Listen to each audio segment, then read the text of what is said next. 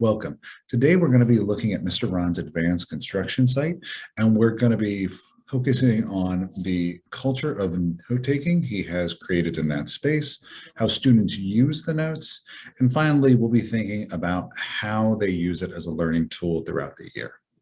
My apologies for two things. One, we weren't able to capture all elements of this, but we'll try to cover as much ground as we can, and I'll let you know what you didn't see or that what is not on video. Finally, I filmed in vertical. I'm very, very sorry for that. So we'll have some thin images, but I hope you can still hear everything all right and that you're able to enjoy and take in what you can. Thank you.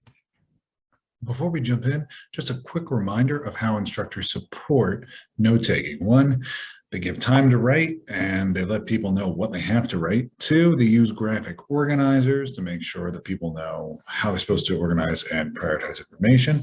They ask questions that ask people to put stuff in their own words or condense things in ways that are more obvious to them.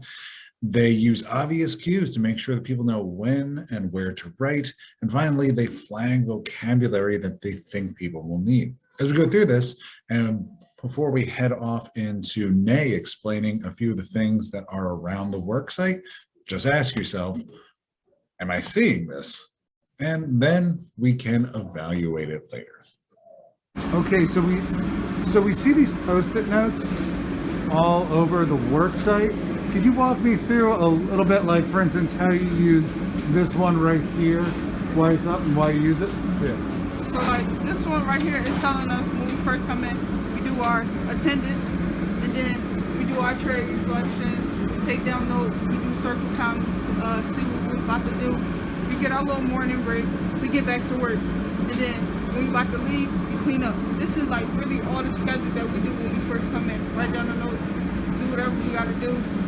Then like say for something right here, that's so like last weekend we cut out wall, because before we gotta like patch and holes in a real wall, Mr. Ron made us cut out a fake wall, put it on the wall, patch the little lines up on the holes and stuff before we do the actual wall, because we don't want to mess up the actual wall, then we're gonna have to take it down.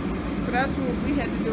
Like right here, this is plumbing, so like we about to be doing plumbing soon. This is telling us what we gotta do about how to start the plumbing. I see these on a few, the vocab bank. So tell me how you work with those. Do you write them down? Do you quiz on them? Like, how do you use this? This one, I think this is for the other side, because we didn't do it yet. Okay. So basically saying like, it's like words that Mr. Ron take from what he wants to write it down. Because I know for sure we didn't write it down. All right, and when he does do these with you, is he expecting them, not these words, but is he usually expecting you to have these in your notebook? Yeah, in our notes. All right.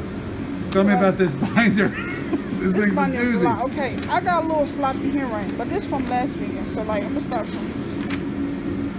See, these are my notes from now. Like when I go home, instead of writing them here, I go home, I write them down, do what I gotta do. So like the notes that I just wrote down today was right here. Okay. So we see all these things up here, and me being a novice at this work site, I walk in, I'm like, oh man, that's a lot of stuff. Are you able, because you're here every day, are you able to keep all this stuff organized in your head and because of the notes, or does this sometimes feel overwhelming? I mean, it do both, because sometimes it got dates on there, so I know like the notes that I write down, but then it's like, I don't want to do it. But then when I get home, I'm like, if I want to pass school, if I want to graduate, I'm going to write these notes down. And like today, I wrote notes down, but I'm going to still take So you ready to rock and roll then, right? and go over the notes when I get home. Next up is Quamir. He'll take us through how he uses notes outside the scope of a lecture and uses them to organize his thoughts and his work. Yeah, so tell me about the notepad, how you're using it, and what you're doing in this room. The notepad is for us to be taking notes on what we gotta do for each day. I got two notepads, so this is my second one. I filled my first one up. And that's what the notepad's for. I put my drop-in, drop-out ceilings in. It was hard, but I did it. I just gotta see what's not even. I gotta sand the walls. I changed this outlet. The rest of them was good. Did that one. We put up, so for example, before we got a paint, or primal paint, he made us put up drywall, do it, sand it, tape it, so it get even. Sand that. Change that one. I got this one left. So now what I gotta do left is room called case room 2. I gotta sand the walls, change the outlet, primal paint. I'm probably do my flooring this week, and then see how the doors. So I saw you refer to that notepad throughout, and this is really impressive work. How does that notepad and note-taking help you? It helps me by remembering. Sometimes I get my teammates to help me out, but again, we take notes on it, so we know how to do it. We got tests coming up, so we study. Nice. And is this a habit you had before you were on Mr. Ron's worksite, or did he help you develop Some it? of it, but it helped me develop. I do real construction with my stepdad, get paid for and all that. But I learned new stuff here. I didn't know how to do the flooring or outlets. Mr. Ron helped me out a lot. Okay, man, you did it. Finally, we'll close out with Mr. Ron, see if a few of the things he does and how students react in this culture that he's made around note-taking. Did you guys do the, if you didn't, make sure you put in your notes, put in your notes this here. The video introduction, that's Intro to Plumbing 101. It's going to lay out the drain line system, the supply system, all of that you're doing. We're doing this in the bathrooms. Everybody's going to work on the hot water tank. All this is happening next week, so we can get up to speed to where we're going, and then at that point we'll be able to understand all the things that how all these things come back, play into what we're doing. So we're growing at the same pace. All right. We went over the trade reflector. How many people did a scorecard for last week? You did a scorecard? Great. Go to it. Let me just kind of hear what you did on it, see where you are on it. Did you compare it to the week before? To see how you've grown? You just did it randomly? All right, so go ahead. I did it Friday. So now that we've seen all that, we have to ask ourselves, did we see these things? And the answer to a few of them is, well, yeah, there were notepads all over that space. And Mr. Ron was very deliberate that there was time to write. The binders and the notes are both organizers and organized. They contain multiple ways for students to be supported. We didn't see questions that asked them to summarize or put stuff into their own words, but that doesn't mean it's never happening. It just means it didn't happen during the short time I was there on this day. There are very obvious cues. Mr. Ron did a great job of making sure that students knew when to write, having established cues and also having cues when he saw that not everyone was there.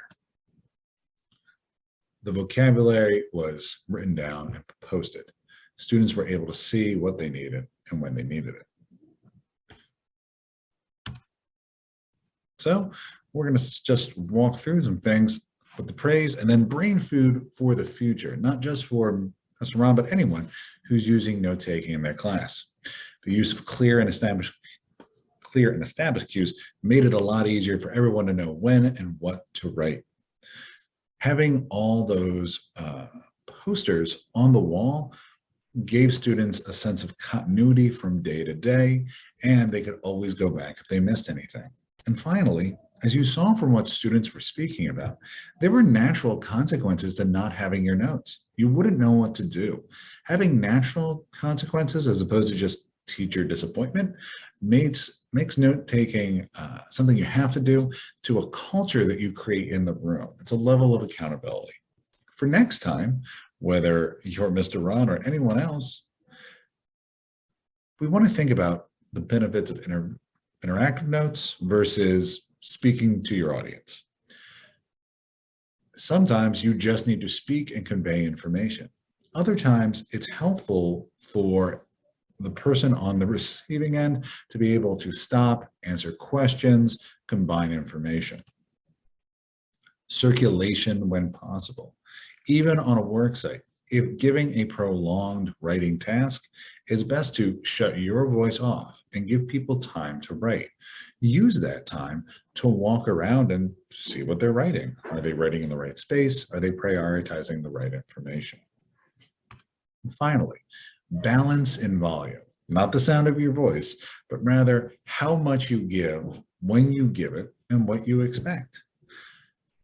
All the notes on the wall were manageable for students because they've been built up over time and it was part of their workplace culture.